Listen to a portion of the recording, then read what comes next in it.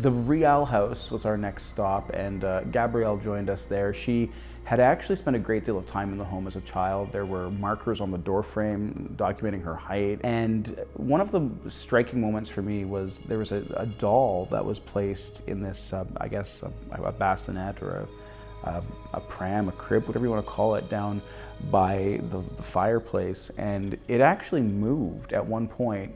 It turned its head, and it just spoke to the youthful energy that we would be communicating with that night, because there were, very specifically this spirit that connected with Gabrielle and spoke of being connected to her and watching her ever since she was very young. Early in the season, there was a message that I sort of received that was about the women coming, the women coming forward, the women connecting. At one of our locations, this message came through, and it just seemed to really become this over sort of umbrella for the rest of the season. So that was special.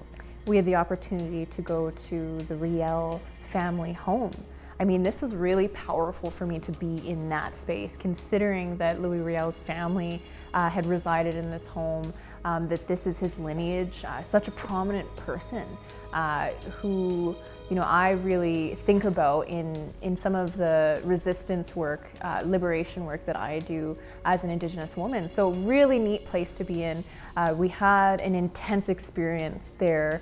Jeff and I were engaging in some old traditions as far as mirrors and really contemplating the idea of spirits being stuck in a space. So this episode is quite the experience. It was really powerful to be with Gabrielle, who is actually a descendant of Louis Riel's family. So really, really neat to be able to connect with the home, the family, and also Gabrielle.